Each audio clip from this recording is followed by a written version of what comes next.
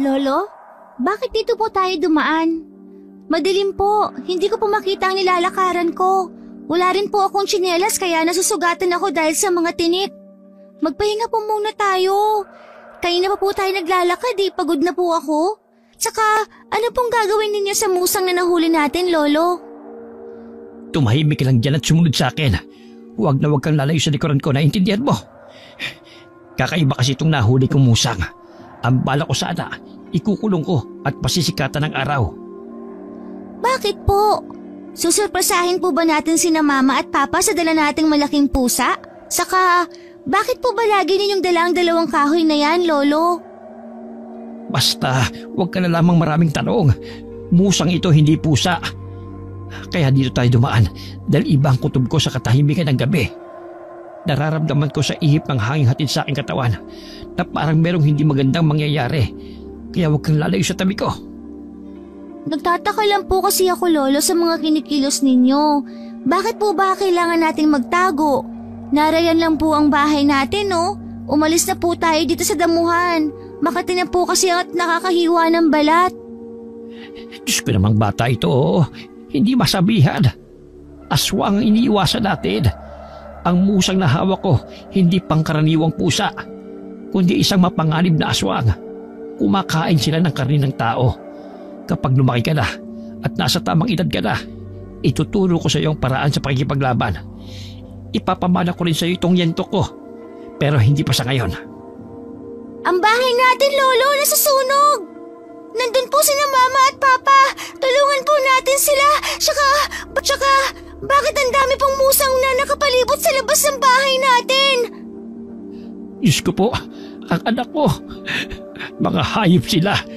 Sinunog nila ang bahay ng mga magulang mo, apo ko. Sino po kaya ang lalaki na nakatayo sa harapan ng bahay natin na nasusunog, Lolo? May taklab ang katawan niya ng itim na tela na para po siyang si kamatayan. At para natutuwa po siya sa unti-unting nalalaman na apoy ang bahay natin. Palagay ko, siya ang pinuno ng mga aswang. Bala kasi nilang ubusin ang mga tao sa lugar na ito. Kailangan na nating lisanin ang lugar na ito. Wala na tayong magagawa. Wala na ang mga magulang mo. Bakit po pinatay nilang Mama at Papa ko? Wala naman silang kasalanan, Lolo Hala! Nakita po nila tayo! Nakatingin po sa gawin natin! Diyos ko po, naamoy nila tayo. Takbo, Clarissa! Takbo! Lolo! Hinahabol nila tayo! Madilim po, hindi ko po makita ang daan! Huwag mo munang intindihin yan. Ang mahalaga ay makaalis tayo rito. Bilisan mo, takbo. Kapag naabutan nila tayo, hindi nila tayo bubuhayin. Dali! Malapit na po sila! Dito ka muna magtago sa malaking punong ito sa may ugat. Kahit na anong mangyari, huwag na huwag kang lalabas. Saan po kayo pupunta, Lolo? Natatakot po ako! Huwag nang matigas ang ulo. Gawin mo na lang ang sinasabi ko. Lakasan mong loob mo, apo ko.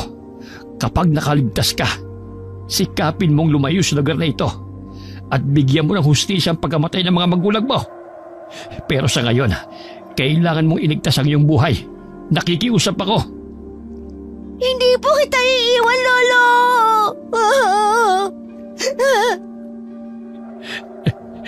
Lilituhin ko lang sila. Magpapahabol ako para mailigaw sila sa gubat na ito. Naintindihan mo? Matapang ka, hindi ba? Opo! Ngali na po sila, Lolo! Bakit mapupula ang mga mata nila? Naglalaway ang kanilang mga bibig!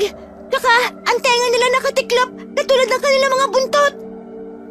Huli na para maitago ni Lolo Crisanto ang apo.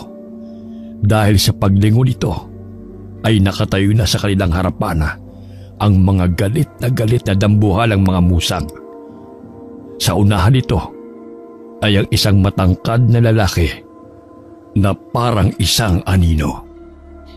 Layuan mo kami ng apo ko! Pinatay niyo ang anak ko! Magbabayad kayo sa ginawa niyo! Lolo! Marami po sila at panay ang singa ng usok sa mga ilong nila! Diyan ka lang sa ugat kapag sinabi kong takbo! Tumakbo ka! Hinugot ni Lolo Crisanto ang dalawang yantok sa likuran nito. saka itinutok sa mga musang na handang sumugod sa kanila. Tinamaan ng liwanag ng buwan ang nakausling talim sa dulo ng arnis. Ang yantok ni Lolo Crisanto ay mayroong agimat na kapag tumama sa katawan ng tao ay nagiging isang latigo kung humagupit. Sumusugat ng malalim at hindi madaling gumaling. Bumabaliktad ang tamaan nito at hindi na nakakabangon.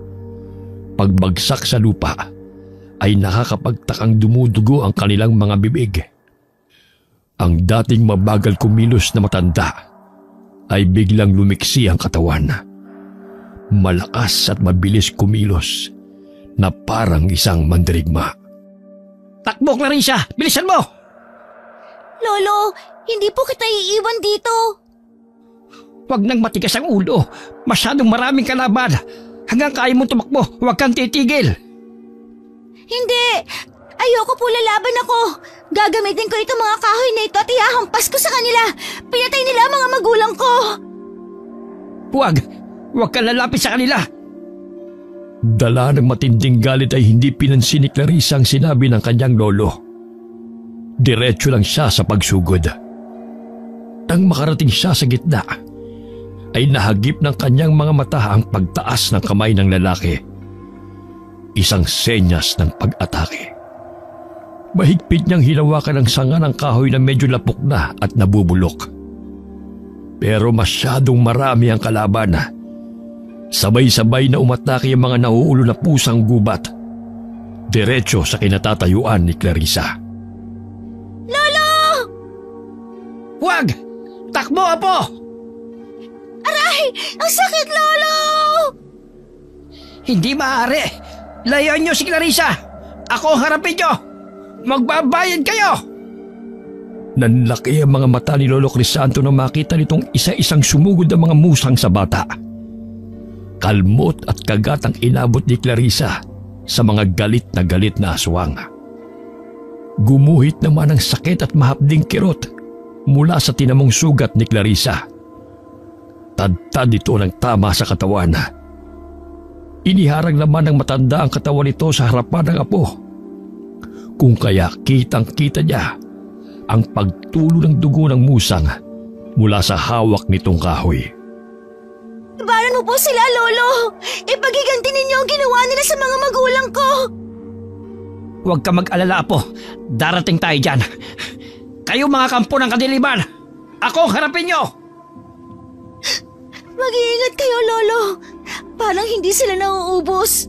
Ang lalaking yon, Lolo, siya ang labanan ninyo. Siya ang nag-uutos sa mga aswang. Siya ang sinusunod ng mga musang. Kaya mo bang tumayo? Hindi ko sila malalabanan ng sabay-sabay. Masyado silang malalakas. Humihina na ako sa pagkipaglaban. Hindi ko po kayang tumayo, Lolo. Pumasang ka sa likod ko. Kailangan makatakas tayo. Hindi ko sila matatalo. Masyado silang marami. Pagkasampa ni Clarissa sa likod ni Lolo Crisanto. Eksakto naman ang pagdaan ng isang lalaking may dalang mga kahoy na panggatong.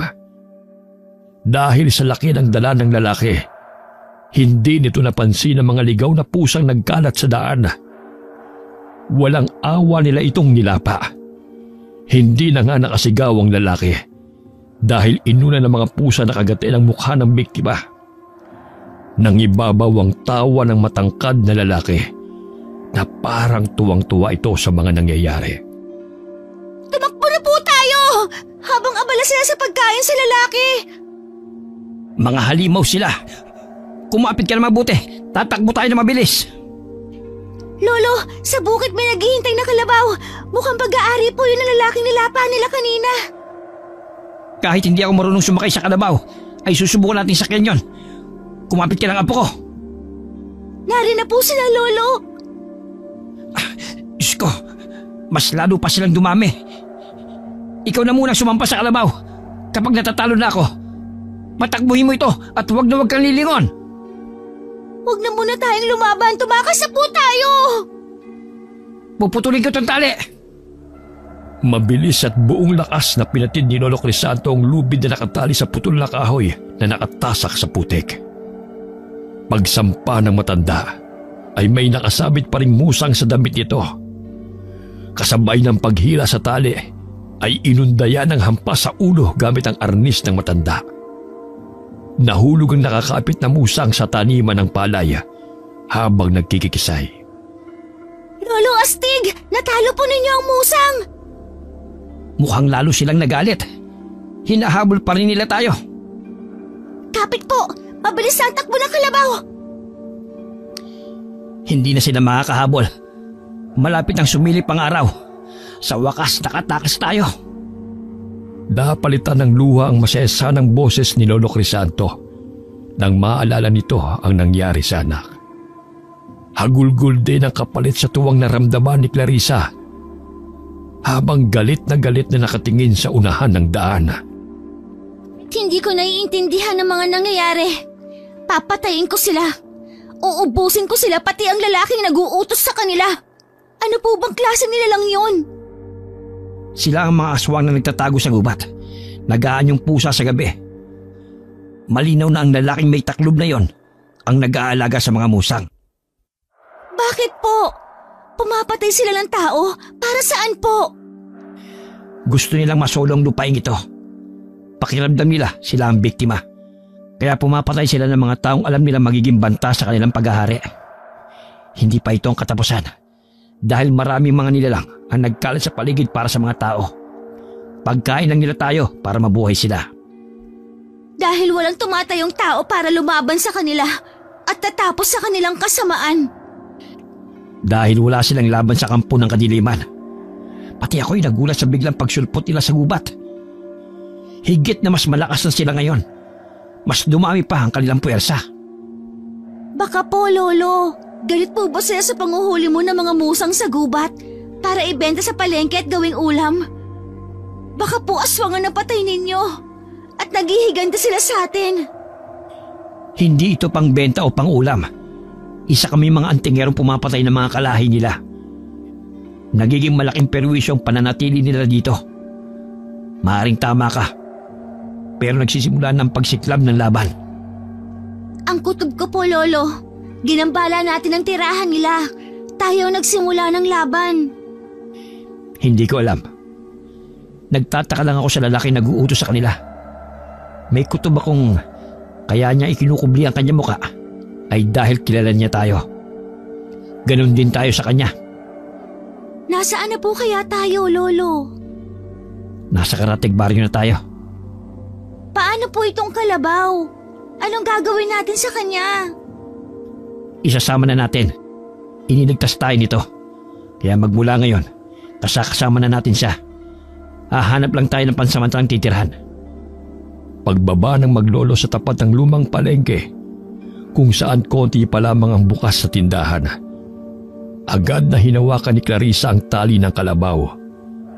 Inilinga-linga niya ang paningin hanggang bigla na lang siyang tumilapon sa lupa. Pasadsad sa batuhan. Nasaktan pati ang mga kalbot niya sa katawan at sugat na gawa ng mga musang. Pagbangon niya, isang batang lalaki na halos kaedaran niya ang nakita niyang tumatayo rin sa pagkakadapa. Ito ang bumangga sa kanyang katawan. Ano ba? Bakit ba hindi ka tumitingin sa dinaraanan mo? Nabangga mo tuloy ako. Pasensya ka na. Hinahabol kasi ako ni Mama ng pamalo kaya hindi kita napansin. Ayos ka lang ba? Teka, ang dami mong sugat sa katawan. Kagagawan ko ba ito? Ewan. Humingi lang ako ng pasensya, hindi ba? Anong lugar ba ito, bata? Nasa na ba kami? Ang ibig po ninyong sabihin, dayo lang po kayo dito at saka kalabaw po namin to Bakit nasa inyo po ang alaga namin si Kongge? Ha? Sa'yo ba ito? Nakita kasi namin dito sa palayan. Nag-iisa at walang bantay. Huwag po kayo makipag-usap sa kanya, Lolo. Baka aswang po siya at nagpapanggap na tao. Ano? Ako aswang? Ang tinatanong ko sa inyo, bakit nasa inyo si Kongge? Nasaan ang tatay ko? Ninakaw niyo ba to sa kanya? Abay, wag mo kaming pagbintangan na magnanakaw. Saka, ama mo ba ang nagdala nito sa palayan? Lihim na nagkatinginan sina Clarissa at Lolo Crisanto. Paano nila ipapaliwanag sa bata ang totoong nangyari sa ama nito? Maniniwala kaya ito kung sasabihin nila ang tungkol sa mga aswang? Ganito kasi yon. Naglalakad kami ni Lolo papunta dito sa palengke. Nadaanan namin tong kalabaw na nakasabit sa kahoy. Mabibigti na sana ito. Kinuha lang ni Lolo. Oo, tama. Totoo yun. Kung gano'n na sa inyo pala, kunin mo na at iuwi. Pero, nasan po si tatay?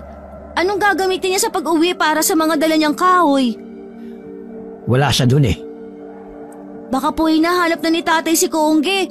Ang mabuti pa po, ako na po magdadala sa kanya nito. Bakit po kasi dinala pa po ninyo ito dito Hindi naman sa inyo? Huwag mong dalhin doon.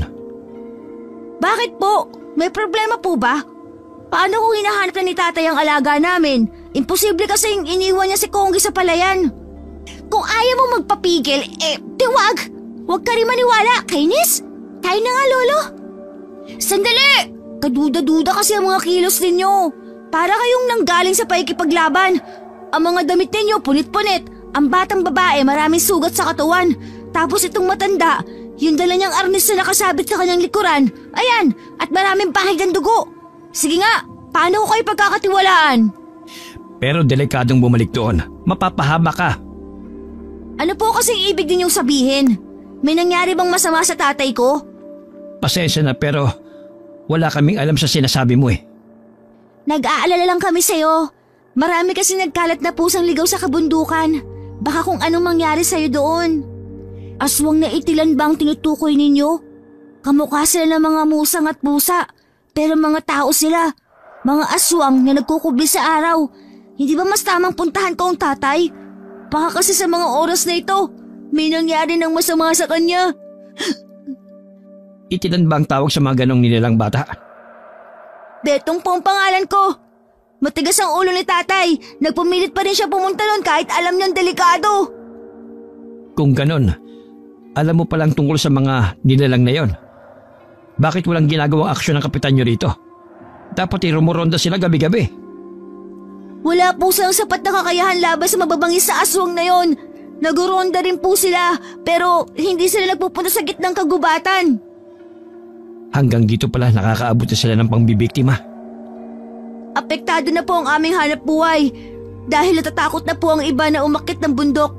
Kaya nakikiusap po ako, puntahan natin ang tatay sa lugar kung saan ninyo nakita si Kongge. Pero kaya kami naririto ay tumakas din kami sa kanila. Pinatay ng mga hayop na yun ang mga magulang ni Clarissa. Masyado silang marami at wala akong laban sa kanila. Matanda na ako at mahina na rin. Huwag ka nang umiyak. Kung hindi ako nagkakamali, siya yung nakita namin ni Lolo na pinagtulong-tulungan ng mga musang sa gubat na yon. Hindi! Hindi totoo yan! Baka kayong nanakit sa kanya dahil ninakaw ninyo ang kalabaw namin para iligtas niyo ang mga sarili niyo! Wala kaming ninanakaw. Maniwala ka. Nakahanda kaming tumulong pero sugatan na rin ang apo ko. Inatake kami ng mga aswang. Ano bang kaguluhan nito? Kapitan! Ito pong dalawang dayo na to! Nakita ko po kasi nasa kanila ang aming alagang kalabaw. Wala na si tatay. Sinasabi nilang pinatay na raw ng mga aswang na itilan. Kapitan, magpapaliwanag po kami. Galing po kami ng apo ko sa kabilang baryo. Nakita po namin itong kalabaw. Kaya sinakyan namin pero hindi po namin ito kagustuhang dalhin dito. Nagipit lang po kami ng pagkakataon. Nakasagupa po kasi namin ng mga musang. Itilan po palang tawag nyo rito. Hindi kami naniniwala, tanda. Nanggaling kami ng kagubatan kanina. Pero wala kami nakitang bakas ng itilan na sinasabi ninyo. Palagi kaming rumoronda dito gabi-gabi. Huwag kayong gagawa ng kwentong magdudulot ng takot sa mga tao. Tama po si Lolo, Kapitan. Nakita ko po, talagang pinatay po nilang lalaki may dalang mga kahoy. Tsaka yung aswang na itilan. Nakita ko rin po na may nag-uutos sa kanilang lalaki. Huwag kang gagawa ng kwento, bata. Hindi magandang ugali nagsisinungaling. Ang mabuti pa, sumama kayo sa aking tanggapan. Totoo po ang sinasabi namin ni Lolo, maniwala kayo. Sige po, Kapitan. Dalhin niyo ang mga maglolo na yan. Kapag may nangyaring masama sa tatay ko, magbabayad kayo sa akin. Kaya naman pala dumarami ang mga kampo ng kadiliman dito Hindi kayo naniniwala sa katiwiran ng iba. Kung ayaw niyong maniwala, sumama kayo sa amin. Ipapakita ko kung saan nilapa ang lalaki, yung ama ng batang ito. Saglit na nag-isip ang kapitan sa sinabi ng matanda. Si Clarissa naman ay napayakap na sa hita ng kanyang lolo dahil sa pag-aalala. Habang pinagmamasdan ng mga tanod na kasama ng kapitan. Sige, maniniwala na kami sa inyo. Pero hindi ibig sabihin nun, pinagkakatiwalaan ko na kayo. Saan ba kayo nakatira? Lolo, sasama po ba tayo sa kanila? Kung ganun, Kapitan, hindi po ninyo ako sasawang puntahan ng tatay. Talagang delikado sa lugar na yon. Maniwala ka. Pupuntahan din naman namin ang gubat para sa ama mo. Pero sa ngayon, hindi muna. Nag-aalala lang ako sa kaligtasan ng aking mga kasamahan. Mukha naman nagsasabi ng totoo ang dalawang ito. Mababangis po sila at parang gutom na gutom. Nakakatakot ang kanilang itsura na parang iisang kumilos kapag nag-uutos ang lalaki, yung pinuno nila. Ayoko maniwala. Pinaiikot niyo lang ang ulo ni Kapitan. Naiintindihan ka namin kung bakit ka nagkakaganyan. Kapitan, wala po kasi kaming matutuluyan ng apo ko. Nasunog po kasi ang aming tirahan at ayoko na pong bumalik doon. Tamang-tama. Naghahanap ako ng pwede magbantay sa mga alaga kong baboy ramo. May kubo ako roon na pwede niyong pansamantalang tuluyan. Nauuso kasi rito ang nakawan ng mga hayop. Kaya kung gusto ninyo, magbabantay lang kayo ng mga alaga ko. May sahod na kayo, may matitirhan pa kayong dalawa ng apo mo. Totoo po, Kapitan. Naku, salamat po sa tulong ninyo. Paano naman po ang tatay ko, Kapitan? Ganon-ganon na lang po ba? Pababayaan na lang po ninyo ang aking ama? Pasensya ka na, Betong. Pero wala kaming laban sa mga itilan. Para saan at rumoronda po kayo gabi-gabi? Pagkatapos ay nakakatanggap kayo ng bayad sa inyong nasasakupan. Ganyang serbisyo ang pinapakita ninyo. Napakawalang kwenta naman ninyong Kapitan. Abot ang batang ito. Hayaan na po ninyo, Kapitan. Masakit bang mawala ng ama? Namatayan din po ako at nagagalit sa mga aswang na yon. Iba ang sitwasyon ko. Nagagalit ako sa inyo dahil maaaring isa kayo sa mga naging dahilan kung bakit namatay ang aking ama. Magbabayad kayo! Magbabayad din ang mga aswang na gumawa nito sa aking ama! Sandali! Lahat ay nagulat sa pagpapakita ng galit ni Betong sa kanilang lahat. Mabilis nitong nilisan ang kanilang lugar at kumaripas ng takbo habang umiiyak. Huwag niyo na lamang pansinin ang galit na batang yon. O paano? Sumunod na kayo sa akin. Kawawa naman po si Betong. Kaya bilisan mo ang paglaki. Nang kahit papano ay may magagawa na tayo para sa lugar na ito. Tahimik ang barong ito dati. Pero kamakailan lang. Marami na kaming natatagpo ang patay na tao sa kagubatan. Kung minsan dito mismo sa palengke. Kaya mahigpit ang pagbabantay namin sa mga tao rito. Kaya lang matitigas ang mga ulo. May nakakalis pa rin. Katulad yung nangyari sa ama ni Betong. Kasalanan din naman ng tatay niya eh.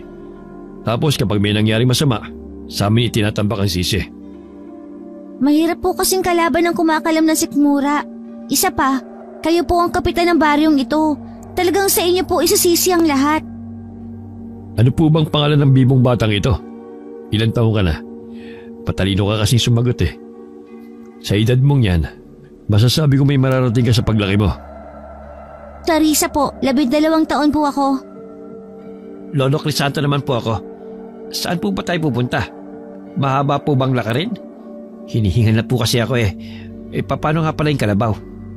Iniwan ko muna sa palengke. Magpapalipas lang ng sama ng loob si Betong. Babalikan din niya kanyang alaga. Buntok po kasi ang pupuntahan natin. Pero huwag kayo mag-alala. Ligtas po kayo ron. Ligtas po bang nararyan ng mga itilan?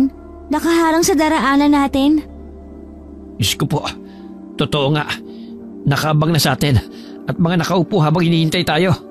Apo ko, dito ka lang sa likod ko. Mukhang nasundan kayo, Lolo Crisanto. Lolo! Nakakatakot po ang kanilang mga mata. Tumabi kayo! Mga hayop sila! Pinatay nila ang tatay ko! Wag, Betong! Kapitan, hawakan po ninyo yung bata! Nagulat si Clarissa sa biglang pagsulpot ni Betong sa kanilang likuran. Galit na galit itong sumugod dala ang kawayang pangbalibag. Mabuti na lamang naging maagap si Kapitan at nahawakan nito ang nagwawalang bata. Hindi ito kagad nakalapit sa mga aswang. Pero dahil sa pag-aalala, nauna nang umatake si Lolo Crisanto. Namangha ang lahat sa ipinakitang bilis, diksi at lakas ng matanda habang hawak ang kakaibang sandata. Nagawa niyong patumbahin ng mga musang sa isang pag-atake lang. Kakaibang hawak niyong dalawang kahoy.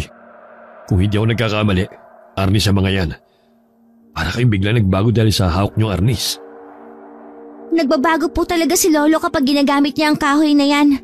Lahat po ay bumabagsak kapag nahahampas na niya ang kanyang sandata. Kung may armas pala kayo na pwedeng ipanglaban sa mga aswang, bakit hindi niyo niligtas ang tatay ko? Iniwan niyo para sa inyong mga sarili. Dahil inuna ko kaligtasan ng aking apo. Masyado silang marami. Matandaan na ako at kulang na sa lakas. Ngayon nasaksihan ko ang galing niyo sa pagkipaglaban. Mukhang tama ang pagkakapili ko sa inyo. Mababawasan na ang mga magnanakaw ng mga alagang hayop sa lugar na ito. Kung may itala na po sa inyong lugar, Kapitan, lalo po tayo magdoble ingat. Kailangan mas dumami po ang inyong mga tanod. Magbabayad ang hayop ng mga aswang na yon. Magbabayad sila! Teka, Kapitan. Sa gawin yun, tingnan nyo. Hindi ba tao yung nakahandusay sa damuhan? Aba, tama ka. Mukhang may nabiktima na naman ng mga aswang. Tayo na, lapitan natin. Lolo, titignan pa po ba natin? Mukhang karumal-dumal po ang nangyari sa biktima. Abot, Kapitan! Tanod po ninyo ito! Si Kuya Itoy! Diyos ko, ubos ang mga bituka sa tiyan. Nakadilat pa ang mga mata dahil sa naranasang pagpapahirap sa kanya at sakit ng katawan. Matagal na po ba itong nangyayari dito sa lugar nyo? Nako, ngayon lang ito nangyari kasabay ng pagdating nyo. Dati naman yung napapabalitang aswang na gumagala sa lugar na ito. Pero ngayon lang sila ng biktima ng ganito. Tara na po, Lolo! Pwede po sana ihatid niyo muna po kami sa bahay kung sa kami tutuloy. Hindi pa po nagagamot ang mga sugat ni Clarissa. Ah, sige. At bahala na yung mga tanod ko sa biktima. Uuwi na rin po ako. Paano ko ba sasabihin kay nanay ang nangyari kay tatay? Huwag mo siyang bibiglayin sa pagsabi. Baka hindi niya makayanan. Wala sa sariling naglakad na papalayo ang bata. Si Clarissa naman ay tahimik na nakatingin sa daang tinatahak nila. Hanggang makarating sila sa isang kubo na gawa sa kawayan at kugon. Sa likod nito ay kulungan ng mga baboy ramo. Nag-ingay ang mga ito nang maramdaman ang presensya nila.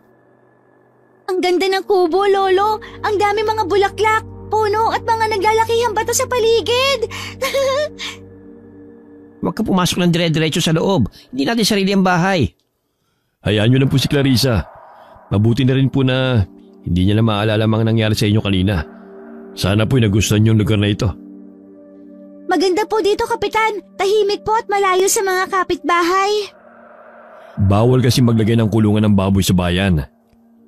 Malaking perwisyo sa kalusugan ang amoy ng mga dumi nila. Huwag mo nang tanungin ng tanungin si Kapitan. Magpahinga na muna po kayo. Magpapadala ko ng pagkain. Mukhang wala naman po magiging problema kasi batay sa mga nakita ko kanina, habang kayo nakikipaglaban, kaya niyong ipagtanggol ang inyong mga sarili. Marami pong salamat, Kapitan, sa tulong po ninyo sa amin. Malaking bagay po na kahit papano ay may bahay kaming malilipatan. Salamat po sa pagtitiwala. O paano? Marami pa akong asikasuhin sa bayan. Kayo na pong bahala sa mga alaga ko. Opo, sanay naman po ako sa ganitong mga gawain. Nang makaalis ang kapitana, ay nagsimula ng gamutin ng matanda ang mga sugat ng apo. Naging maganda ang pagtira nila sa bahay na binigay sa kanila. Kahit paminsan-minsan, ay may napapansin silang kakaiba sa kanilang mga inaalagaang hayop. Simula sa araw na ito, tuturuan na kita makipaglaban gamit ang kapangyarihan ng aking yantok. Magiging tagapagtanggol po ako ng mga mabibiktima ng aswang, Lolo. Ikaw na ang bagong magmamayari ng aking arnes. Pero kailangan mo munang dumaan sa matinding pagsasanay. Gusto ko po yun, Lolo! Nagsimula ang panibagong buhay ng maglolo sa bundok. Lupaing pagmamayari ni Kapitan Basco. Naging maganda naman ang pakikitungo ng kapitan sa kanila. Lalong-lalo na kay Clarissa.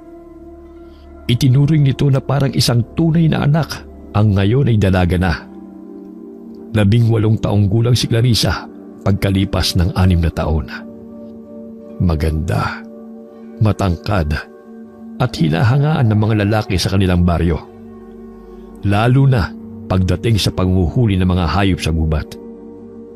Naging bisyo na ng dalaga ang paghahanap ng mga mababangis na hayop sa bundok. Ito ay dahil sa nangyari sa kanyang mga magulang. Nagbabaka sakali siyang muli niyang makakaharap ang mga itilan. Kaya nagsanay talaga ito ng mabuti. Hanggang isang gabi, sa labas ng balkonahe ng kanilang kubo, tahimik na nakatingin sa malayo si Clarissa habang panay ang buntong hininga. Mukhang malalim na naman ang iniisip mo, Clarissa. Po!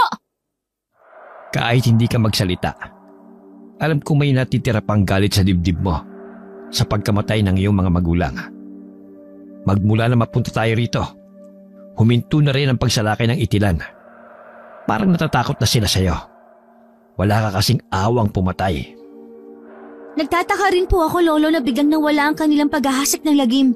Pero mas nag-aalala po ako kasi pakiramdam ko, naghahanap lang ulit sila ng tiyempo at bigla nilang sasalakay sa lugar natin. Marami ang madadamay. Saka, nawala na nga ang itilan. Ang pumalit naman ay mga aswang na nagpapanggap na baboy ramo. Madalas pa nga ay nagkukunwari sila mga alaga natin. Mabuti na lamang at kapag nakikita kanila, ay tumitihaya sila. Kaya ang natitirang nakatayo, tiyak na siya ang aswang. Pagkatapos ipapakita mo sa taong bayan kung paano mo sila patayin. Nagsasawa na rin po ako sa ganoong buhay, Lolo. Ang tagapagligtas ng mga tao laban sa mga aswang. Kaya wala na ako halos mga nagiging kaibigan kasi kinatatakutan nila ako. Lalo na nang ipamana ninyo sa akin ang arnis. Kakaiba po talaga ang sandata na ito. Magmula nang mapunta sa iyo ang arnis, ay ni minsan hindi na ito nawalay sa iyong katawan. Hindi po kasi napapanatag ang kalooban ko kapag wala ito sa aking tabi. Binibigyan po ako nito ng kakaibang lakas. Dahil may dalang agimat ang dalawang kahoy na ito. Mawawala ng bisa ang kapangyarihang taglay ng arnis kapag nawala ang isa. Kaya po ba minsan kapag hawak ko yon, nakakaramdam ako ng lakas ng katawan? Saan po ba ninyo nakuha ang arnis? Nagmula pa yan sa mga ninuno ko. 200 taon na ang arnis na yan at napakaraming pagsubok na ang hinarap ng sandata. Ang arnis din na yan ang naging dahilan kung bakit tayo laging sinasalakay ng mga aswang. Dahil gusto nilang makuha ito at gamitin panakot sa kanilang magiging kalaban. Saan po bang gawa ang arnis, Lolo? Anong uri siya ng kahoy? Mula sa sinaunang kahoy na kayang gumawa ng pinakamatibay na pana sa buong mundo. Kamagong siya, ngunit ibang uri. Sa ngayon, wala nang ganyang uri ng kahoy, kaya nag-iisa na lamang yan. Luto na rin sa orasyon at ritual ang sandatang yan. Hindi ko rin akalaing mapupunta sa iyo. Dahil minsan nang nawala ko ito. At ngayon ko na lang din nahanap. Kusa siyang bumabalik sa may-ari. Si Betong magmula nang mahanap niya ang buto ng kalansay ng kanyang ama. Naging maiinitin na ang ulo nito. At kuminsan, kusa siyang umaalis mag-isa. Para sa paghahanap ng katarungan sa nangyari dito. Kaibigan ko po siya. At natatakot akong baka mabiktima rin siya ng aswang. Namatay rin ang kanyang ina matapos malaman nito ang pagkamatay ng asawa. Lolo, tingnan niyo! Sa puno katapat ng pintong kinaroroonan natin. Diyos ko, ang pinuno ng itilan. Bumalik sila at nahanap nila tayo. Papatayin ko siya, Lolo!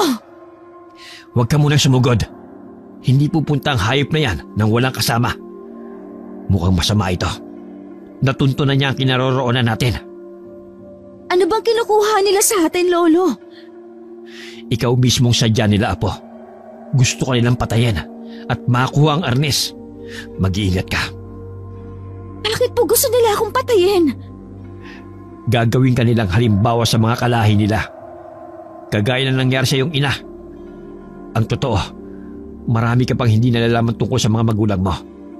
Dati sila mga hunter o manunugis na mga aswang. Napatay nila ang anak ng pinuno nila. Kaya magmula noon, palagi na nila tayong hinahabol. Ngayon bumalik na sila ng mas higit na marami kesa noon. Tama kayo, Lolo. Marami nga sila at parang nadadagdagan ang kanilang mga alagad. Hindi malaman ni Clarissa kung lalabanan ba niya ang mga aswang. Nakaramdam siya ng pag-aalala sa kaligtasan ng kanyang lolo. Ito ang unang pagkakataong lalaban siya ng harapan kasama ang matanda. Huwag kang mag-alala. Hindi ako magiging pabigat sa'yo. Lalabanan natin sila. Kunin po ninyo ang itak sa likod ng pinto. May mga dumaan sa likod ng bahay natin. Kabilaan tayo. Huwag mong aalisin ang tingin sa pinuno nila. Lolo, sa harapan mo! Magkasabay na inatake ang maglolo ng mga pusang ligaw. Higit na malakas at mabagsik kumpara dati. Nakarinig din sila ng pag-aalulong ng mga asong gubat na lalong nagpatindi sa sumisiklab na labanan. Masama ito. Kailangan natin makatakas dito at humingi ng tulong kay Kapitan. Paano? Napapalibutan na nila tayo. Lahat sila galit na galit sa atin. Bakit kaya hindi pa sila sumusugod? Hinihintay nila ang utos ng lalaking yon. Siya ang pupuntiryahin ko, Lolo. Lintik lang ang walang ganti sa mga ginawa nila sa magulang ko. Mag-iingat ka sa kanya. Hindi ko palalampasin ang pagkakataong ito. Matapang na sinalubong ni Clarissa ang mga malalaking musang at sa bawat pagbigay niya ng palo sa mga kalaban ay bumubulagta rin ito sa damuhan. Dumudugo ang ilong at nangingisay dahil sa lakas ng pwersa ng arnis ng dalaga sa katawan ng mga musang. Isang di pala lamang ang layo niya sa pinuno. Pilit niyang inaaninag ang mukha nito. Pero mabilis itong kumilos at hindi na niya naagapan ang unang pag-atake ng pinuno ng mga aswang sa kanya. Tinamaan siya ng suntok nito sa sikmura niya. Bumagsak siya sa damuhan na halos maubo sa sobrang sakit. Clarissa! Lolo, wag po kayo lumapit! Mapapatay kong aswang na yan! Lolo! Kitang-kita ni Clarissa kung paano sinalubong ng mga malalaking musang ang kanyang lolo. At sinalubong ito ng saksak sa tiyan ng pinunong nakalaban niya. Umagos ang dugo mula sa punyal ng lalaki. Hindi lamang isa, kundi maraming beses na pinagsasasaksak ang buong katawan ng kanyang lolo. Sa harapan niya mismo, habang nakabulagta siya sa damuhan, ay walang tigil ang lalaki sa paulit-ulit na pagsaksak nito kay Lolo Crisanto. Kitang-kita niya ang pagbagsak ng kanyang lolo. Malayo sa kanyang kinahihigaan. Sumuka ito ng dugo at lumuluhang nakatingin sa kanya na para bang senyales na yon ng pamamaalam. Kasabay ng paglapit ng mga musang sa katawan ng matanda, walang awa nilang pinag-aagawan ng laman ng kanyang lolo. Ipinikit na lamang ni Clarissa ang kanyang mga mata para hindi makita ang malagim na sinapit ng matanda. Diyos ko, Clarissa! Mabuti dumating ka! Si Lolo, tulungan mo! Mag-iingat ka! Kailangan mailayo muna kita rito. Duguan ka dahil sa tama ng iyong saksak sa sikmura. Ha? Ang lolo ko, Betong! Ikaw muna, Clarissa. Hindi ko sila kaya. Masama rin ang tama mo. Wala na si Lolo Crisanto. Wala na tayong magagawa. Nakikiusap ako. Agad na nandilim ang paningin ni Clarissa. Naramdaman na lamang niya ang mga bisig ng binata na binuhat siya at isinakay sa naghihintay nitong kabayo. Ramdam na ramdam niya ang sakit ng inaakala niyang suntok ay kutsilyo pala ang tumama sa kanya. Mabilis na napablikwas ng bangon si Clarissa, kasabay ng pagguhit ng sakit sa kanyang sikmura. Hagulgol ng iyak ang siyang umagaw ng atensyon sa mga taong nasa labas ng kwartong kinaroroonan niya. Lolo! Nasaan si Lolo? Huwag ka munang kumilos. Makakasama sa'yo. Baka bumuka ang sugat mo. Ano ba kasi nangyari, Clarissa? Napakaraming patay na musang sa kubo ko at pati ang katawan ng lolo mo. Halos magkapira-piraso. Sumalakay muli ang mga itilan. 6 na taon silang nagpahinga. Paano nila nahanap ang lugar nyo? Kapalit ay kapalit. Kabayaran sa utang kapalit ng buhay ng umutang. Nagparami muna sila para maningil ng pautang. Pinatay nila ang mga magulang ko. Ngayon ay ang lolo ko. Bakit? Anong nagawa nilang kasalanan? 6 na taon nang nakakalipas ay may napabalitang sinunog na bahay sa gitna ng kagubatan. Kung hindi ako nagkakabali, bahay yun ng mga magulang mo. Ang matatapang na antingerong kumakalaban sa mga aswang na itilan. Dumating na ang paniningil ng mga aswang na napatay ng iyong mga magulang. At ikaw, bilang natitirang lahi ng antingero, buburahin ka nila sa mundong ito. Patunay na ikaw ang habol nila. At ang makapangyarihang arnis na hawak mo ang siyang kinukuha nila. Bakit po? Napakarami ninyong alam tungkol sa mga magulang ko. Hindi ko kayo kilala. Isa pa, hindi ko naiintindihan ang mga sinasabi ninyo. Lola ko siya. Isang albularya at matalik na kaibigan ni Lolo Crisanto. Malaki may tutulong niya sa problema mo. Tutulungan kitang lumaban sa kanila. Pero masyadong mahina si Clarissa para lumaban. Tignan mo nangyari sa kanya. Kung hindi naging maaga ang pagdating mo, maaaring napatay na rin siya ng mga aswang. Mabuti na lang at naramdaman ko sa paligid ng malakas na enerhiyang sumama sa simoy ng hangin. Kapag nag-iba ang ihip ng hangin, palatandaan yon ng panganib. Ganyan din ang sinabi sa akin ni Lolo nang bago kami salakayin noon. Pero binaliwala ko lang dahil masyado pa akong bata. Nang sinabi ni Lola ang tungkol sa mga pagbabago na gaganap sa simoy ng hangin, si Clarissa po kagad ang naisip ko. Pero nahuli ako ng dating. Patay na si Lolo Crisanto. Nasaan ang arnis? Sa pagmamadali ko po hindi ko nadala. Hinahabol po kasi kami ng mga musang pati ng mga baboy ramo. Kaya hindi ko na po binalikan. Ako na lang ang kukuha. Hahanapin ko mabuti. Huwag, Kapitan. Delikado. Paano kung bumalik ang mga aswang? Ang sabi ng lolo, ang tunay lang daw na nagmamay-ari ng arnis ang makakahanap sa sandata. Babalik po ako doon. Nasisiraan ka na ba ng ulo? Sa kalagayan mong yan, hahayaan ka namin pumunta ron? Magpagaling ka muna bago ka lumaban. Tama si Betong. Kailangan mo muna mag-ipon ng lakas. Tutulungan kita. Katulad mo ipaghihiganti ko rin ang pagkamatay ng aking anak. Sa dami ng gustong tumulong kay Clarissa, ay saka naman binalot ng pag-aalala ang dibdib ng dalaga. Lalo na nang dumating ang isang tanod ni Kapitan Basco para ihatid ang masamang balita sa totoong nangyari sa 2 tanod na kasamang nagronda kagabi. Natagpuan daw ang 2 tanod na wakwak ang tiyan at nawawala ang mga laman loob, pati na rin ang mga ulo ng biktima. Ayon daw sa nakakita sa mga nangyari, ay tinangka rin daw habulin ng mga malalaking musang. Hanggang ngayon ay pinaghahanap na rin ang mga saksi. Diyos ko! Ngayon pang marami na sa atin ang mga nawawala, Lola. Magdoble ingat po tayo. At wala man lang akong alam kung paano lalabanan ng mga aswang. Si Lola, may konti siyang nalalaman tungkol sa mga agimat na pwedeng panglaban sa mga aswang. At isang araw doon, ang arnis mo. Alis na muna ako. Mukhang nagkakagulo sa aking tanggapan dahil sa man nangyari kagabi. Sige, Kapitan. Maraming salamat sa tulong. Ano na po ang gagawin natin, Lola? Sa ngayon, magpagaling ka muna. Mabuti na at mababaw lang ang mga sugat mo. Dahil kung hindi, maaaring pinaglalamaya ka na rin. Kailangan mahanap mo ang iyong arnis. Ito lamang ang mabisang panlaban sa mga aswang. Nakaharap ko na ang lalaking nag-uutos sa mga aswang. May kakaiba rin siyang tinataglay na lakas. Parang naramdaman ko ang puwersang yun sa layo ng itinalsik ng katawan ko. Akala ko sinuntok lang niya ako, pero kutsilyo na pala ang tumama sa sikmura ko. Ganon siya kabilis umatake.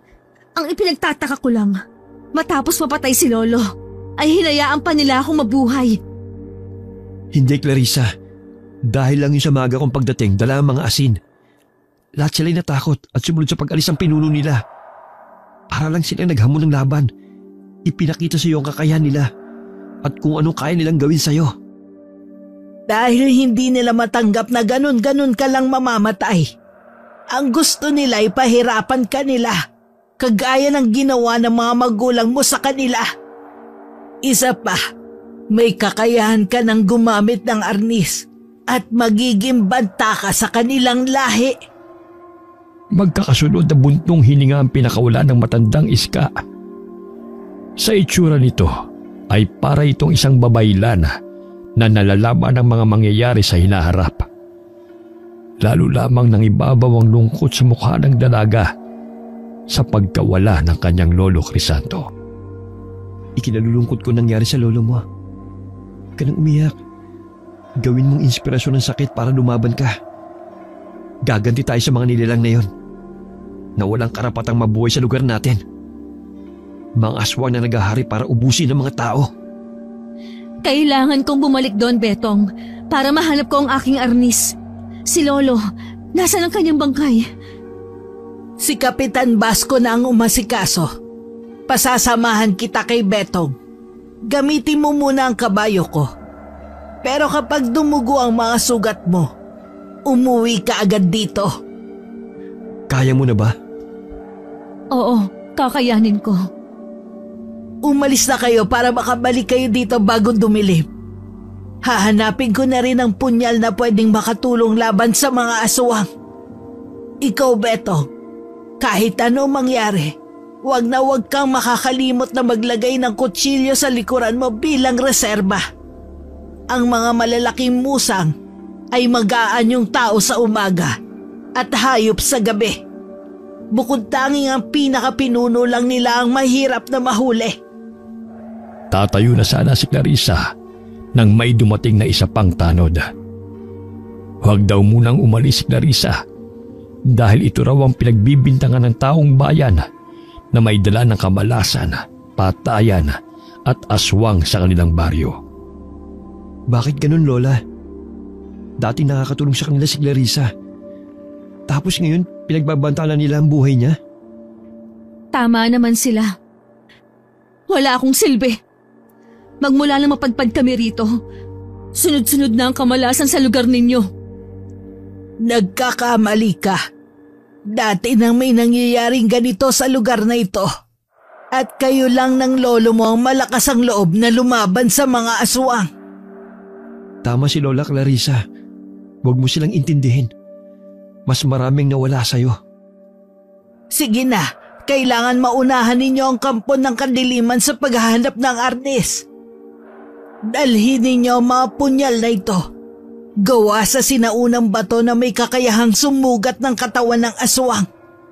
Balutin mo maigi ang sugat mo nang hindi maamoy ng mga nilalang na humahabol sa inyo. Salamat po sa tulong ninyo, Lola. Kailangan na po namin umalis, Lola. Kahit masakit pa ang sugat ni Clarissa, pinilit nitong sumampa sa likod ng kabayo habang tahimik na umiiyak. Ito'y dahil hindi na niya makikita ang lolo niya. Ang natira na labang ay ang alaalang paulit-ulit na bumabalik sa kanyang isipan kung ano ang sinapit ng matanda sa kamay ng mga kalaban. Tatagan mong loob mo. Ganyan din ang naramdaman ko nung mawala si tatay sa akin at ang nanay ko. Halos lamunin ako ng galit sa mga nangyari. Hanggang pati sa'yo at kay lolo, sumama ang loob ko.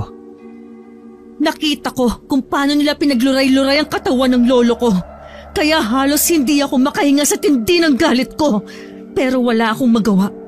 Tapos sa mapapala ko lang sa mga taong natulungan ko ay ang ibintang ang kasalanang ang aswang ang may dahilan.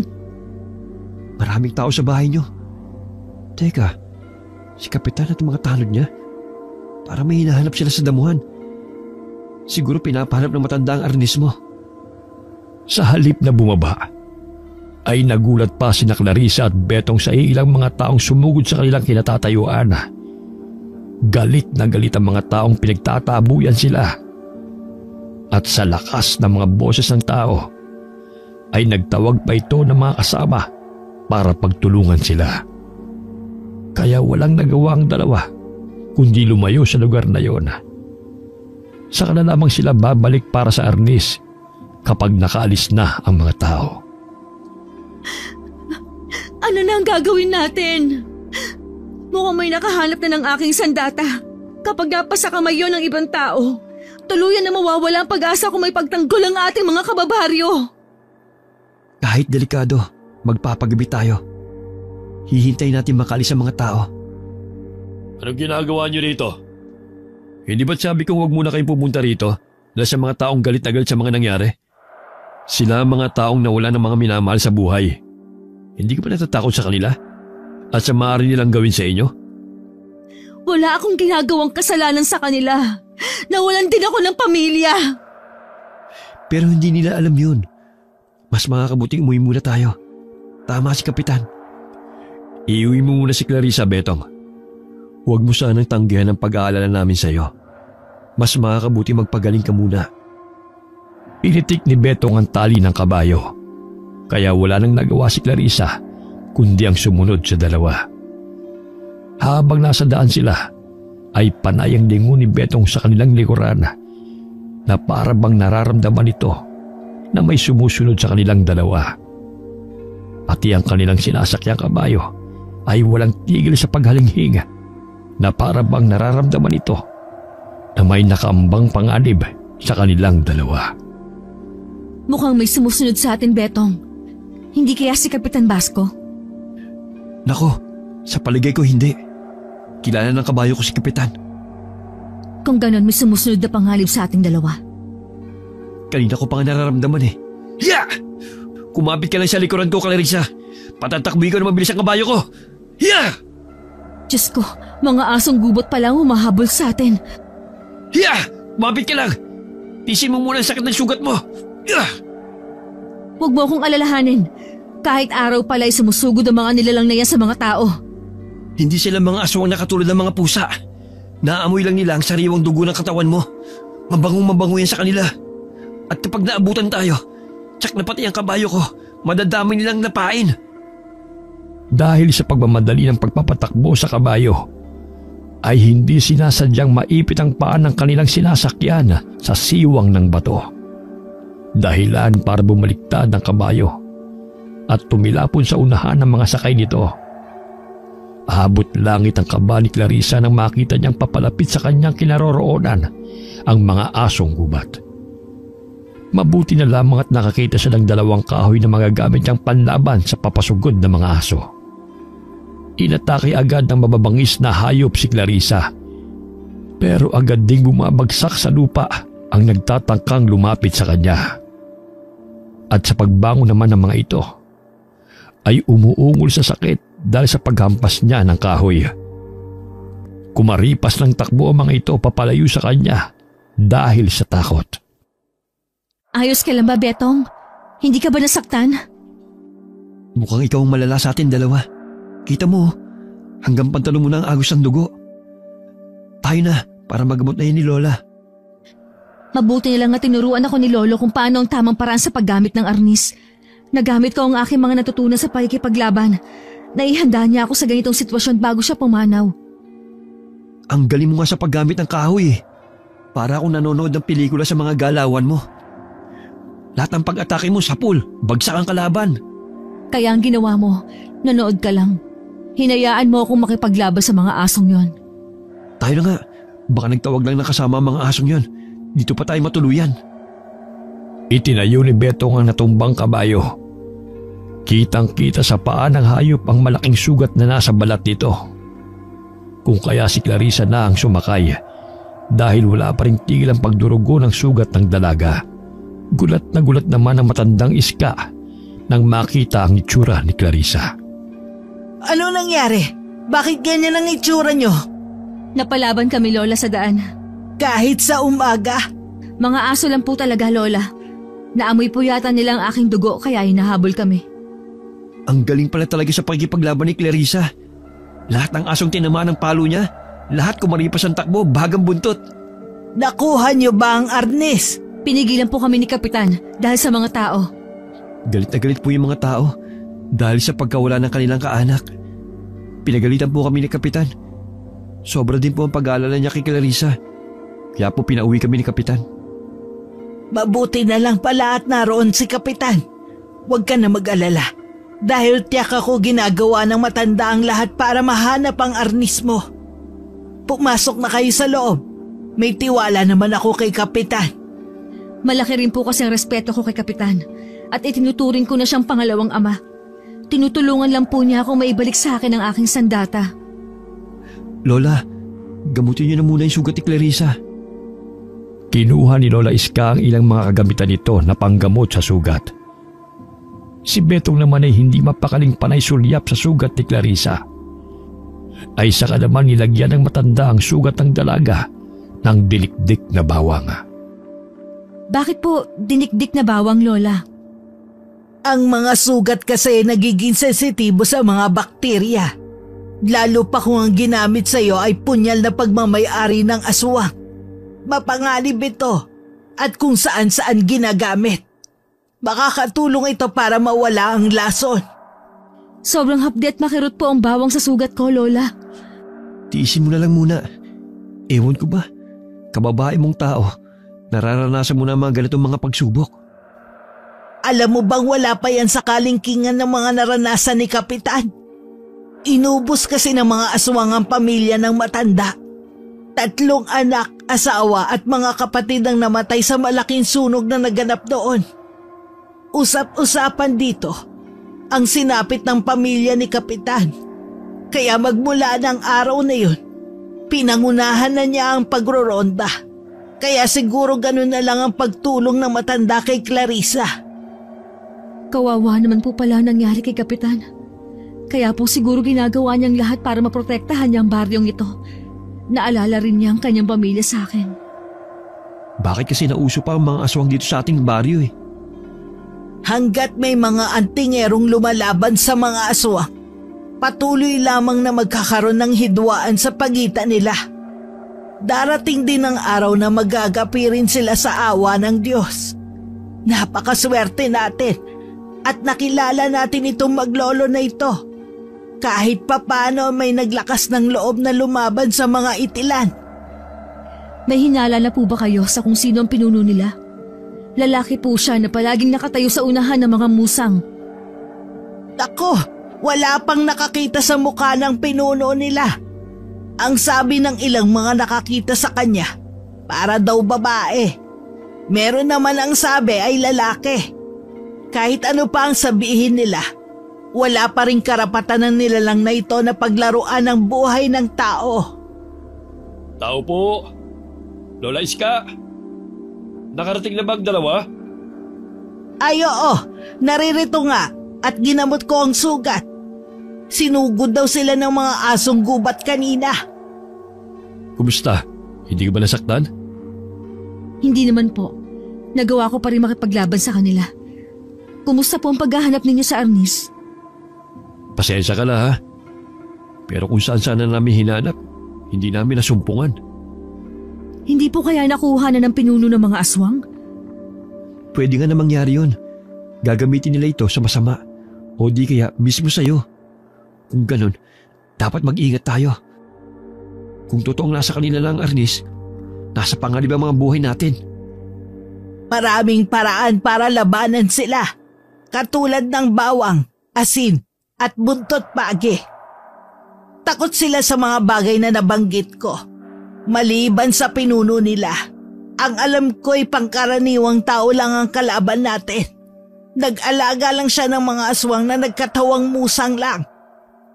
Kung ganun, Lola, kilala niyo kung sinong pinuno nila? Wala pa akong ideya. Paano makikilala ang pinuno nila sa tuwing nagpapakita yon? Balot na balot ng tela ang katawan. Mata lang ang labas. Sa gabi pa halos nagpapakita.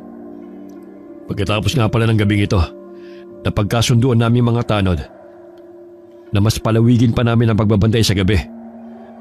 Marami na nabibiktima ng mga perwisyo mga aswang na yan. At tungkol naman sa mga taong galit kay Clarissa, napaliwanagan ko na sila kanina. At sumang-ayon sila na humingi ng tulong para pangunahan ang pagroronda. Babae po si Clarissa. Parang ang halay naman kung sasama sa atin puro mga lalaki tayo. Anong masama roon? Kasama ka naman. Sakaday pa kayo ni Clarissa kung makipaglaban sa mga aswang. Tama siya, Betong. Isa pa, dalawa naman tayo poprotekta sa kanya. Kabisado na kasi niya ang pasikot-sikot sa bundok. Tatapusin na natin ang laban na ito. Aalis na po ba kayo? Oo, bilisan mong magpagaling para makasama ka sa pagroronda sa ikalawang araw. Kailangan ko na rin umalis dahil inaasikaso ko yung buro ng mga kasamaan ko napatay ng mga musang kagabi. Talagang dapat pigilan ang pagkakalat nila ng lagim. Bago yun, kailangan mo nang inumin tong inihanda akong mga halamang gamot. Betong, ikaw na munang bahala kay Clarissa ha? Lola, nandiyan pa ba sa inyo yung pang-ipit ng tubo? Naririto pa. Bakit ba? May pagagamitan lang ako. Para saan po ang dala ninyong 2 bilog na semento? Ito ba? Maganda kasi itong panakot sa mga kamay na mahuhuli kong magnanakaw. Nang magtanda at hindi na umulit. Tango lamang ang itinugo ni Clarissa sa sinabing yon ng kapitana. Nang lingunin niya si Betong, ay seryoso itong pinupunasan ng ginamit nitong itak nang minsang sumundo ito sa kanya. Hindi naman maipaliwanag ni Clarissa ang kanyang nararamdamang kaba nang magtama ang kanilang mga mata. Bakit po? May gumugulo ba sa isip niyo? Oo nga, napapansin ko na parang nag-aalala ka. Dahil ba sa mga nangyari kay Lolo Crisanto? Bigla po akong kinabahan nang makita ang dala ni Kapitan. Matagal na po ba ninyong kakilala ang punong barangay natin? 10 taon ko na siyang kakilala. Maayos naman ang kanyang pamamalakad. Sa katunayan, wala nang nangahas na palitan si Kapitan sa baryong ito.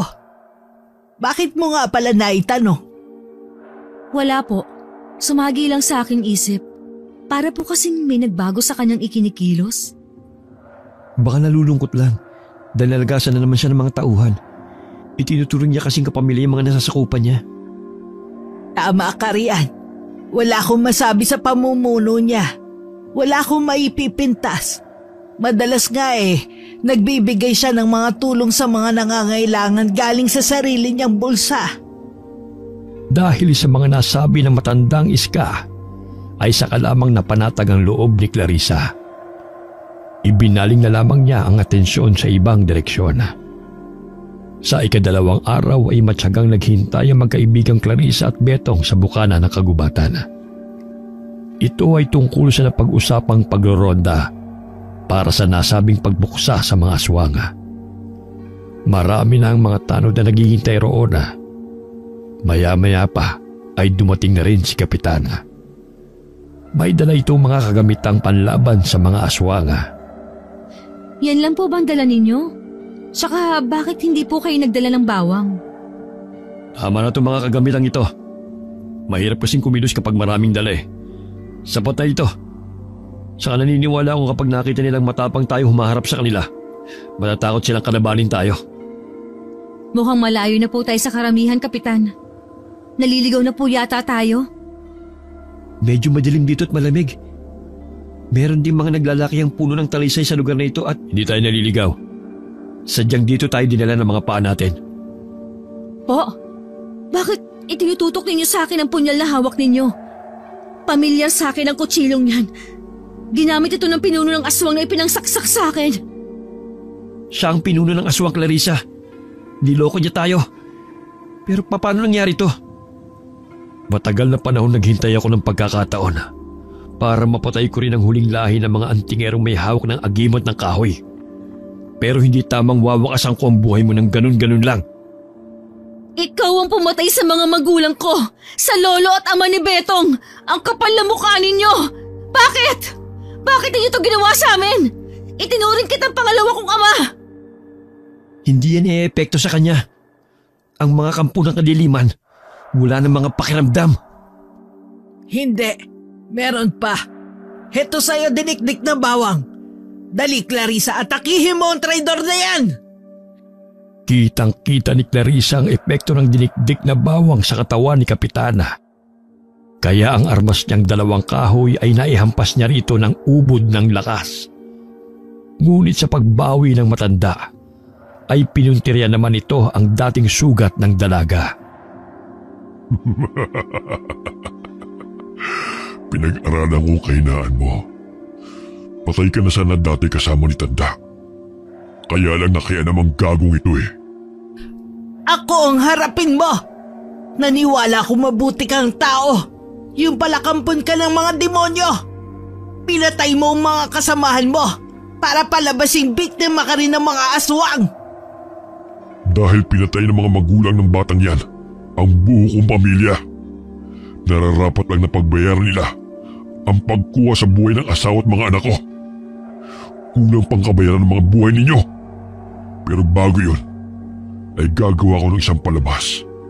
Isang pelikulang hindi makakalimutan ng mga manonood. Galit na galit si Kapitan Basco habang tinutungtungan ang likod ni Clarissa. Kaya naman hindi magawang makalapit ni Betong para tulungan ang dalaga. May minsan pang ikinukuskus ang paa nito sa likod ng babae. Pagkatapos ay inuundaya ng sipa sa mismong sugat nito. Kapag nakatakas ako dito, maniningil din ako sa buhay na inutang mo sa akin. Kung makakaligtas ka pa sa gagawin ko, tignan lang natin ang tapang mo kapag unti-unti lang dinudurog ang mga buto mo sa braso. Tumakbo na kayo, Lola! Iligtasan ninyo ang mga sarili nyo! Hindi na kayo makakatakas. Nagkalat na sa paligid ng mga tulay kong tanod. Panahon na para alisin ang mga taong humahadlang sa dinaraanan ko. Hindi na ninyo mapipigilan ang aming paghahari. Hindi ka namin hahayaang magtagumpay! Tumigil ka! Kasalanan to ng pamilya mong mga antingero. Pinatay nila ang buo kong pamilya. Kayo ang unang nakialam sa pananahimik namin. At sa wakas, nakakuha ko rin ang arnis na pumatay sa mga kalahi ko. Sige mga kasama, lumabas na kayo at damputin ang mga salot na ito! Mula sa mga nagtataas ang mga punong kahoy ay nagsilabasan ng mga naglalakihang musang, aso at baboy ramo na kanyang mga inaalagaan. Laking gulat ni Clarissa nang makita ang mga baboy at iba pang mga hayop na nasa paligid nila na magpalitan ng anyo bilang tao. Masama ito. Hindi ko alam na puro mga aswang na pala ang mga nakakasalamuha natin. Pinatay na namin ang mga kaalyado ninyo. Wala nang tutulong sa inyo. Ang natira na lang ay mga kalahi ko rin nawala ng pamilya nang dahil sa inyo. Sige, hatulan nyo na yan. Ako na ang bahala sa babaeng ito. May inihanda akong sorpresa. Tiyak na magugustuhan niyo mga kasama. Huwag kayong magkakamali. Uubusin ko sa inyo mga bawang at asin na ito. Ano ko tangang pinuno? Sa tingin mo ba maapektuhan sila ng mga bawang niyo? Nasa akin na ang nag-iisang sandata na tatalo sa amin. Sa tingin mo, susugod ba kami sa inyo kung alam naming nasa inyo pa ang may agimat na arnis na ito? Hayop ka! Ibalik mo sa akin yan! Wala kang karapatang hawakan yan! Lola, tumakas na kayo. Kung walang silbi sa inyo ang bawang, sa itak ko, siguradong matotodas kayo. Sige, subukan mong saktan ang mga kasama ko. Kung hindi gigilitan ko ng leeg ang babae ito na parang isang manok. Ibaba mo ang iyong itak. Para namang natulos sa kinatatayuan si Betong nang makita nitong nakadikit ang hawak na kutsilo ni Kapitan Basco sa leeg ni Clarissa. Habang si Lola Iska naman ay hawak ng iba pang mga tanod sa magkabilang braso. Huwag mo akong alalahanin, Betong. Lumaban ka para sa buhay ninyo ni Lola. Kapag nagpatalo ka, papatayin din niya tayo. Hindi, kung mamamatay kayo at ako lang ang magliligtas, hindi bali na lang. Nagpapakabayani ang isang tao para sa kanyang kaibigan. Sige, hawakan na ang nagmamagaling na lalaking yan. Huwag ninyong hahawakan ng apo ko. Magkakamatayan muna tayo. Pabayang lintik. Bakit ito binitiwan? Matanda lang yan. Hindi kayo sasantuhin ng aking punyal. Sa sandaling masugatan kayo nito, hindi na maghihilom ang sugat mo. At ano namang katangahan yan? Sa tingin mo ba matatakot ako ng punyal mo? Nayari lang sa sinaunang bato? Sa kutsilo kong ito, hindi ka ba natatakot? Hawakan niyo muna si Clarissa at ipapakita ko sa kanilang dalawa kung paano ko lalabanan ng matandang ito. Huwag! Huwag niyong gagalawin ang lola ko! Papatayin kita! Kaya ko to, Betong. Kapag natalo ko ang lalaking ito, matatakot na ang mga kampo niya at paniguradong magtatago na ang mga hayop na yan sa kanilang mga lungga. Talagang panabang ka. Habang naglalakad ng dahan-dahan si Kapitan Basco sa kinaroroonan ng matanda, nagkaroon ng pagkakataon si Clarissa na makawala sa mahigpit na pagkakahawak ng dalawang tanod. Tumayo ang dalaga mula sa pagkakadapa sa lupa at nilabanan niya ang mga tanod na humaharang sa kanyang dinaraanan. Nakawala na rin si Betong na abala na rin sa pakikipaglaban.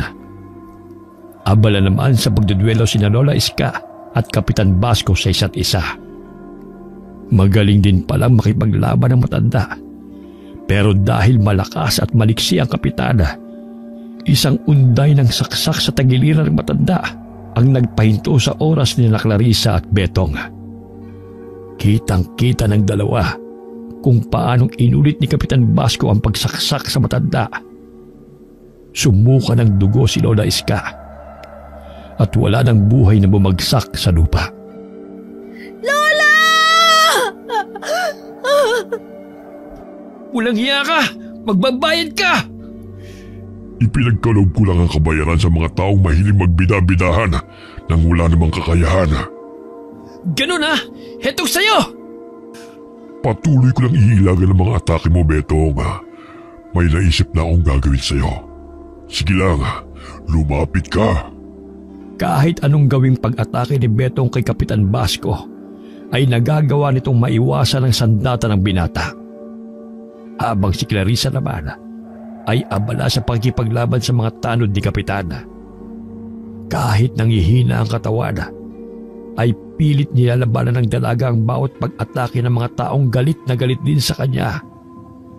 Kahit ang sugat niya ay dumudugo na rin dahil sa mga suntok ng mga kalaban na tumatama rito. Dahil doon ay nabigo ang dalawa at nabihag pa rin sila ni Kapitan. Sige, itali yung mga yan ang hindi na makatakas. Betong, ayos ka lang ba? Hindi! Papatayin kong hayop na kapitang pumatay sa lola ko! Wala na kayong magagawa. Nakagapos na kayo.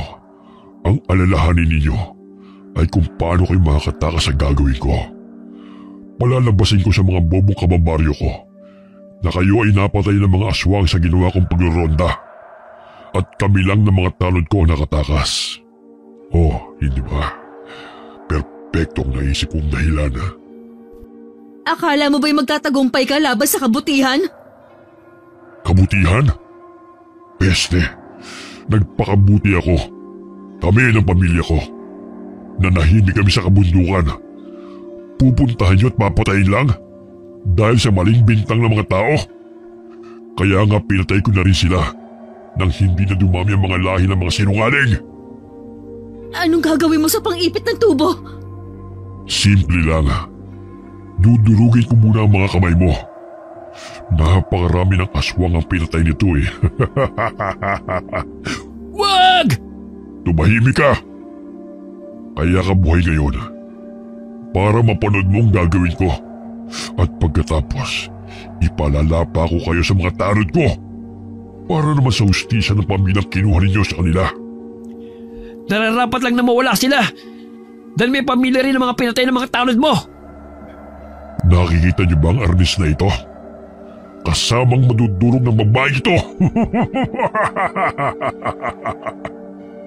Habang hindi pa itinatali si Clarissa sa nakatayong kawayan, nagawa niyang makuha ang punyal at itinago yun sa lupa. Si Betong naman ay may nakareserba ring kutsilyo sa likuran nito para kung sakaling igapos ito sa likod ay magagawa nitong makatakas gamit ang kutsilyo. Kaya pala kahit anong pilit kong mahanap ang aking arnis, ay dahil nasa inyo yon. Matagal na kayo sumusubaybay sa akin. Gamit ang pagbabalat kayo. Mapagkunwaring nila lang na ang tanging gusto ay kapangyarihan. Malaki ang kasalanan ng mga magulang mo sa akin. Pati na ang lolo mong inutil. Pinatay nila ang aking anak. Kaya tama lang na buhay din niya ang kapalit. Kaya magiging masaya lang ako kapag namatay ka rin. Hinding-hindi mangyayari yon. Pati ang matandang si Lola Iska, idinamay mo! Dapat lang yun sa kanya. Masyado siyang pakialamera. Kaya tama lang na magsama sila ng pamilya niyang inuud na sa impyerno. Mauuna ka mamatay kaysa sa amin! Hayop ka, mamatay ka na! Ang bunga kalaban ninyo? Ganun lang ako kadaling talunin? Wes, nagkakamali ka. Pagmasdan mo, binata, ang gagawin ko sa kaibigan mong mayabang. Hayop ka! Hindi ka magtatagumpay sa mga binabalak mo! Betong, pagmasdan mo kung paano ko dudurugin sa gilingan ng bato ang mga kamao ng babae ito. Ilang oras lang hindi na mapapakinabangan ang mga kamay niya sa paghawak ng arnis. Kasama ng pinagmamalaki niyang armas. Madudurog ang palad mo, walang hiya kang babae ka. Betong, wag mo akong alalahanin. Gawin mo na ang pinag-usapan natin. Pero, wala na. Durog na ang kamay ng kaibigan mo. Bumagsak na siya sa lupa.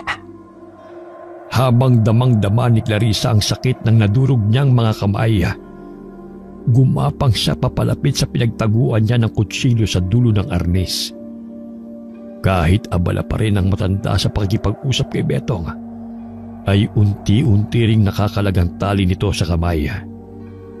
Walang kahirap-hirap na sinugod nito ng saksak si Kapitan Basco. Bago pa man nakalapit ang binata at may tusok ang punyal sa dibdib nito, nauna nang naitarak ni Clarissa ang kutsilong naitago niya sa lupa. Sinagad niya hanggang maupos ito. Ngayon, sabihin mo sa akin kung wala nang ang silbi ang mga kamay ko. heto pa! Para sa aking ama na pinatay mo! Isa pa para kay Lola! Para sa mga magulang ko na sinunog mo. 2 para kay Lola at 3 para sa lahat ng ginawa mong pagsira sa buhay ko. Isa pa! Naisan niyo ko. Napaluhod sa lupa si Kapitana at nagpasigok-sigok sa bumarang dugo sa lalamunan nito. Umagos ang pulang likido sa katawan nito at pumatak sa lupa. Saka pinasadahan ng paggilit sa leeg nito gamit ang matalas na kutsilyong hawak ni Betong. Nanginginig naman ang mga kamay ni Clarissa dahil sa nadurog niyang mga kamao. Kasabay ng pagbagsak sa lupa ang pagtihaya ng wala ng buhay na si Kapitan Basco. Ako na ang bahala sa mga kampon ni Kapitan. Kaya mo bang hawakan ang arnis mo? May taglay na kapangyarihan ng arnis na ito na magbibigay ng lakas at liksis sa akin para labanan ng mga salot na ito. Katulad ng plano ng kapitan na ito. Palalabasin nating inatake tayo ng mga aswang at tayo lang ang nakaligtas. Panahon na para magkaroon ng katahimikan ng lugar na ito. Nang maramdaman ni Clarissa ang matigas na kahoy ng arnis, ay nagawa niyang maihawak ang nabugbog na mga kamay. Walang awa niyang pinagpapalo sa ulo, batok at likod ang mga sumugod sa kanilang mga musang na bumalik na sa dati nilang anyo. Ang iba naman ay kumaripas na ng takbo dahil sa takot. Umuwi na tayo, Betong. Natalo na natin sila. Magmula ngayon, magkasama na tayong wawalisin ang mga kampo ng kadiliman. Sa tulong ng arnis ko. Ako naman, sa pagpapatuloy ng pagiging albularyo ni Lola. Dahil sa pagkakapaslang ni Clarissa sa pinuno ng mga itilana, naglaho na parang bula ang kwento tungkol sa mga aswang. Naging bayani sa mata nila ang dalagang si Clarissa at kinatakutan ng ibang mga kawatana tulad ng mga salot ng lipunan. Takot sila sa hagupit ng palo ng mahiwagang arnis. Wakas.